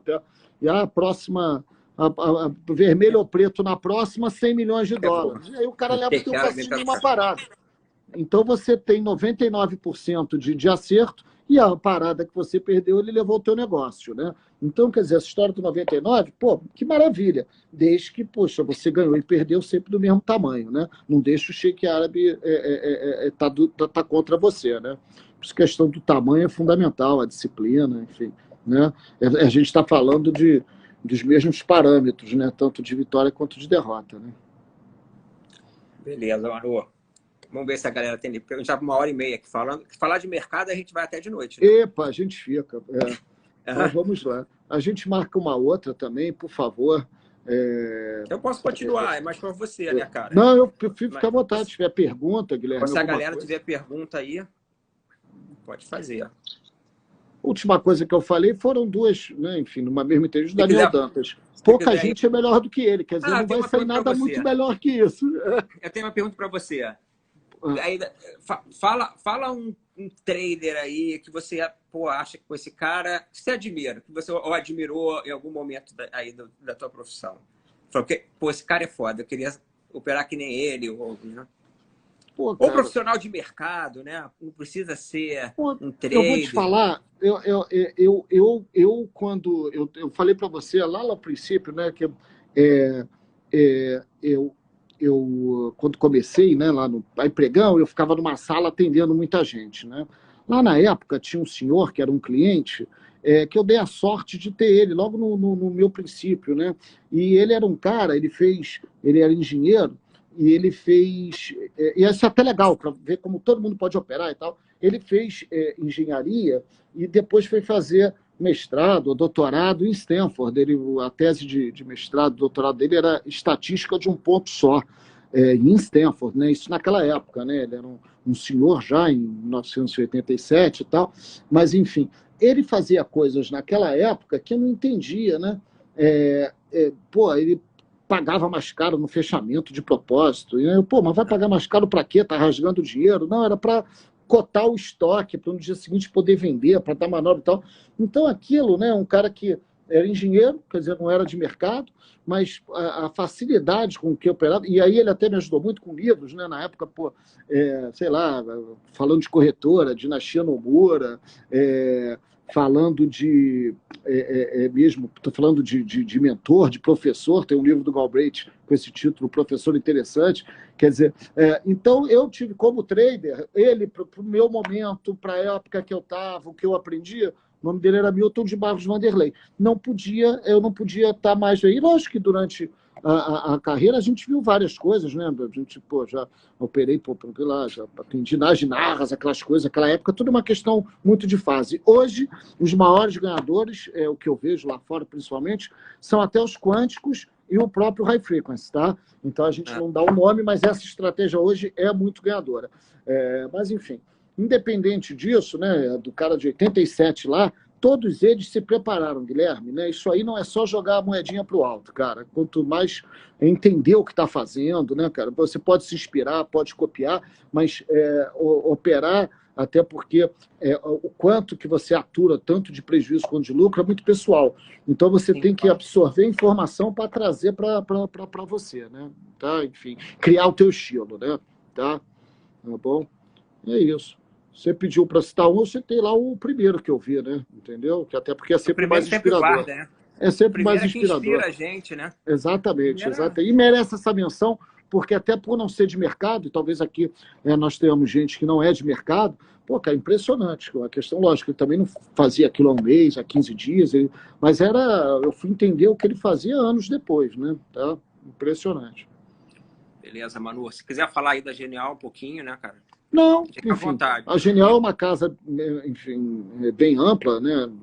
Nós viemos aqui, enfim, falei, o nosso CEO foi o cara que montou a corretora do Pactual, trabalhou lá a vida toda, saiu para montar aqui. Nós saímos até dentro do BTG quando eu saía. Grande motivação foi, nós fomos para uma corretora chamada Flow. Tínhamos dois... Conta a história da Genial. Conta a história da Genial para a galera. Legal. A gente estava... Enfim, quando você teve a compra do Pactual pela turma do BTG, né? Fez um grupo fortíssimo, né? Eu continuei lá, virei sócio e tal, mas você teve alguma cisão. Você teve a montagem da 20, né? Então, você teve a 20 e o BTG Pactual, e a turma de Investment Bank, o Head era o Rodolfo, tinha o Schwartz e tal, eles saíram e montaram a Plural, mas era só uma boutique. Eles não podiam ter nada que... Eles herdaram lá o não compete, né? O BTG herdou. Virar banco, né? Isso, Depois que aí não virou podia, banco, né? ainda não podia e tal. Nós ficamos lá no BTG, né? Adoro o BTG e tal. Mas, e aí, anos depois, eu nem saí para o Pactual. A Flow, que é a corretora, talvez você conheça ele, o Pipo, um cara espetacular também, tem uma história do mercado. E o Rodolfo Frois, caras que nós conhecemos há anos e anos e anos de mercado. O Pipo tem muita história, né? O pai dele é um cara muito grande de mercado, o pai dele é o Jorge Paulo Lema, né? Então, um cara que, pô, todo mundo, eles conhecem muito. O Pipo montou a Flow, uma referência mesmo como corretora de futuros e tal. Ele queria começar a atuar em bolsa, e aí me convidou, né, para ir para a Flow, para montar a área de bolsa. Eu era sócio do BTG, gostava, mas eu tinha lá uma equipe que trabalhava comigo e que eu achava que, enfim, eu fui picado, né, por essa coisa da partnership, eu acho esse modelo espetacular, mas, enfim, não acreditava que desse tempo para esse grupo todo virar sócio e tal, e na Flow eles seriam, a turma toda seria. Então nós saímos, montamos lá a parte de equities da Flow, depois fomos absorvidos pela Plural depois pôde ter corretora e tal, enfim. E aí estamos hoje aí com essa bandeira da Genial, que é a bandeira, né, de varejo. A gente acabou dando o nome de Genial Institucional para a antiga Flow e Genial Investimentos para a Geração Futura, que foi um investimento que a Plural tinha feito em varejo. Juntamos as duas corretoras, tem o modelo PNP, PN, mas enfim, a corretora toda atua junto. E é isso. Então é um grupo com muita experiência, trabalhamos juntos há 16 anos, né, contando o histórico todo, é um grupo de bolsa. Hoje mesmo nós fomos terceiro lugar no ranking, quer dizer, você olha o ranking, só tem gigantes em termos de capital, né? E nós estamos grandes, abertos, estamos orgulhosos do que foi construído. A Flow não tinha bolsa, então ela era a última do ranking, né? Porque a gente olhava, ai meu Deus, o último, ai, vamos ter que trilhar tudo de novo. Mas enfim, é prazeroso, ainda mais que você trabalha com gente que você confia e está há tanto tempo, né, junto, é legal. Tem esse prazer mesmo da construção, né? Enfim, é isso. E o mercado tem espaço para todo mundo, né? Enfim, acho que tem um espaço para o modelo que você não seja nem Goldman Sachs, nem Charles Schwab. Eu acho que talvez, às vezes, o modelo muito corretora. Eu gosto muito da questão do IB, quando eu falei para vocês aquilo de, não, tesouraria não é, cara, isso é prestação de serviço. Então, o pessoal não sabe o que é o IB, tá, Mário? o IB é o banco de investimentos, né? Então, um banco de investimentos ele tem realmente essa preocupação. Às vezes a corretora ainda tem um ranço lá antigo, lá de trás e tal. Eu gosto muito desse modelo de banco de investimentos corretora, né? Que é o que a gente sempre fez. Que não é nem um banco, né? O bancão tradicional, e nem a corretora à moda antiga, né? Por mais que tente se figurar como moderna, entendeu? Então, enfim, é isso. Mas tem espaço para todo mundo. E a gente está grande. E a gente gosta do vento estar soprando aí para o lado de bolsa, né, Guilherme? Tá? Enfim. A gente quer ver como é o mercado americano, né, Guilherme? Sei lá, eu não vou dizer. Lá o cara tá ficando que eu gostoso, disse, né? Tá ficando legal. Isso ficando aí, gostoso. o pessoal que tá entrando agora, a gente sempre teve esse sonho, né, Manu? Aí, o Lênio tá assistindo, o Didi tá assistindo, eu, você, a Pointier, todos nós, eles e você, tem mais de 30 anos de mercado, eu tenho 28, que entrei em 92, vocês têm 30 e pau. E a gente sempre, era o nosso sonho ter um mercado assim, né, cara? Que a pessoa viesse entrando com volume forte, ação pra caramba. A gente sempre olhava lá fora, falava, olha como é nos Estados Unidos. Eu acho que a gente está dando a gente da produção, né? E tem muito para caminhar. Quando a gente fala aí desses 2,5 milhões de cadastros agora, 1 milhão ainda é a reboque do fundo imobiliário, tá? Então, bolsa mesmo ainda tem muito para crescer. Pensa nesses 30% que é o conservador lá nos Estados Unidos, que o agressivo deve ser 15, 20 ainda não está habituado, né? Mas, enfim, então esse número vai crescer exponencialmente, né? Até porque o juro baixo veio para ficar, né? Talvez não no 2,25 daqui a um tempo, mas a gente não vai ter mais espaço para como era, né? Tá? Enfim. Beleza, Manu. Mas é isso. Agora, eu tô com essa configuração nova aqui, eu não sei onde é que encerra essa live. Eu fico com medo de perder e não salvar, porque mudou. Quem viu, viu. Meu medo é aqui. Tô te enrolando. Me livra dessa vergonha, pronto. Sobe com isso. Eu tô te enrolando. Aonde que eu aperto isso aqui agora? Tá bom. Guilherme, olha, mas foi um prazer, tá? Pô, sempre legal bater um papo contigo, né? Enfim, de novo, desde o teu tempo de fidúcia, você sempre foi um gestor de mão cheia. Então, você, como consultor, segue o mesmo caminho. Poxa, é ótimo. Eu opero, né, cara? Eu não Eu deixo de sei, operar, não. lógico. Aliás, Exato. meu ganho é operando, não Eu indo sei. bem de outra maneira, né? É, O tá? meu é ali no mercado, ali na guerra. Beleza, Manu. Então, Eu vou ver se eu valeu. consigo E salvar isso obrigado, aqui, cara. pessoal. Valeu. Um grande Deixa eu abraço ver para todo aqui, calma mundo. aí. Valeu. Ah, achei. Beleza. Calma aí. Valeu. Não, calma aí, Manu. Não sai ainda não, que eu não achei como é que salva isso aqui. Você saiu, né? Galera, vamos ver se eu consigo salvar isso aqui. Que eu quero salvar, mas não sei onde é que salva isso. Convidar ao vivo agora. A gente já encerrou, tá, galera? Eu tô tentando salvar isso. Não consigo salvar. Ah, que pequenininho. Mudou. Alguém sabe aí como é que salva, galera?